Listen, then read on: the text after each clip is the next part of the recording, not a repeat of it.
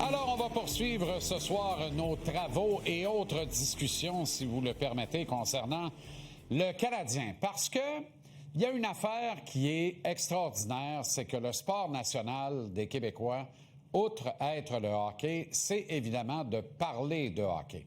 Il y a un grand sage qui a dit ça dans un passé quelconque. C'est facile et plutôt agréable de jouer le Monday Morning Quarterback, le gérant d'estrade, de concocter des transactions et de négocier des contrats à la machine à café. Loin de posséder toutes les données, à courte vue, on règle bien des affaires. La réalité, par contre, elle est différente. Jeff Gorton, Kent Hughes ne sont pas qualifiés d'architectes pour rien.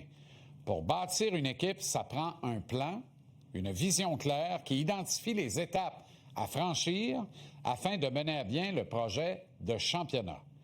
Le plan est sujet à modification, évidemment, selon les hasards du chantier. Chaque fin de semestre ou d'exercice ou de saison, c'est propice à une réévaluation complète de l'effectif, un réalignement des priorités, y incluant on veut savoir le dernier gars qui est dans notre pipeline parce qu'on l'a repêché, peut-être pas encore le contrat, on verra, il est rendu où? Zachary Bolduc, Albert Jacquet, Kirby Dach et Joe Veleno sont joueurs autonomes avec restrictions, tous admissibles à recevoir une offre qualificative plutôt raisonnable, sauf Dach à qui le CH doit étendre 4 millions. C'est une somme ambitieuse, mettons ça de même. D'autres comme Jakub Dobeš, Ivan Demidov, Oliver Kapanen, Alex Newhook, Jayden Struble ont encore une année à écouler à leur contrat, mais sont admissibles à signer une prolongation d'entente dans les prochaines semaines. On présume que le Canadien ne voudra pas perdre Dach sans rien obtenir en retour. Il doit être au cœur des discussions de transaction, mais recevra probablement l'offre qualificative de 4 millions. Jacquet en recevra certainement une lui aussi, tandis qu'il n'est pas à exclure que le tricolore laisse Joe Veleno tester le marché au 1er juillet, quitte à le mettre sous contrat plus tard en août si un casier reste à pourvoir dans le vestiaire de l'équipe. Je reviendrai à Zachary Bolduc, qui du groupe est celui qui a le plus de chances de ratifier un contrat pont de quelques saisons. On soutient beaucoup que Jakub Dobeš et Ivan Demidov doivent être des priorités du Canadien quant à des ententes de longue durée à être ratifiées dès cet été. Est-ce que le tricolore sera tenté de faire pareil avec Alex Newhook? Personnellement, j'en doute. À l'instar d'Oliver Kapanen, Montréal a tout intérêt à laisser Newhook écouler la dernière année de son entente et s'entendre avec lui au juste prix dans un an. Est-ce que Kapanen et Newhook peuvent doubler leur valeur d'ici là? Aucune chance.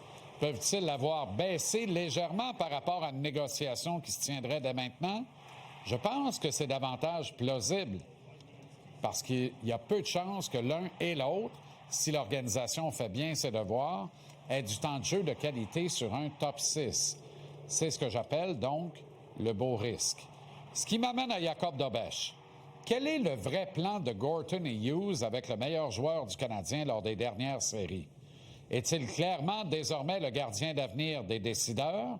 Ceux-ci voient-ils encore Jacob Fowler être le gardien qui va conduire le tricolore aux grands honneurs? Le Canadien n'est pas tenu de répondre à cette importante question maintenant. Il reste encore 2 ans au contrat d'entrée de Fowler et une à celui de Dobeš. Ça voudrait dire laisser ce dernier rééditer ses exploits l'an prochain avant de lui consentir, le cas échéant, une entente longue durée dévolue au vrai gardien numéro 1 de chacune des organisations de la Ligue. Ivan Demidov, lui, ne fait aucun doute. Il est, doit être et est probablement une priorité absolue. D'autant plus que le Canadien a tous les atouts pour faire à nouveau une très bonne affaire. La disparition des contrats de 8 ans assortis de bonnies considérables à venir en septembre permet de redoubler, ou plutôt dérouler, le tapis bleu-blanc-rouge à Ivan et de s'assurer ses services pour le maximum de 8 saisons, possiblement autour de 8,5 millions par campagne, généreuse somme versée en boni à la clé.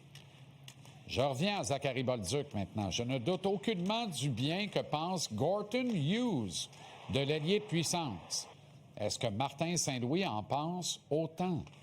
Le clan Bolduc peut-il obtenir des garanties que Zach aura du temps de jeu de qualité avec des compagnons de trio eux aussi de qualité?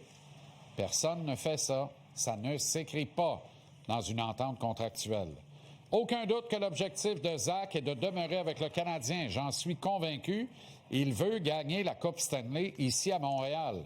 Mais une entente longue durée lui ferait perdre beaucoup trop d'argent à ce moment-ci de sa carrière. Il doit viser un contrat-pont, idéalement de 4 ans, afin de pouvoir profiter d'une autonomie complète à son terme. Est-ce que le CH va préférer 5 ans pour capitaliser davantage sur la valeur de Bolduc versus son rendement projeté? Ou préférera-t-il s'entendre sur 3 ans afin de conserver un lien restrictif sur Zach à l'issue de son contrat? En résumé, il y a des dossiers prioritaires. Ils sont ceux d'Ivan Demidov et de Zachary Bolduc.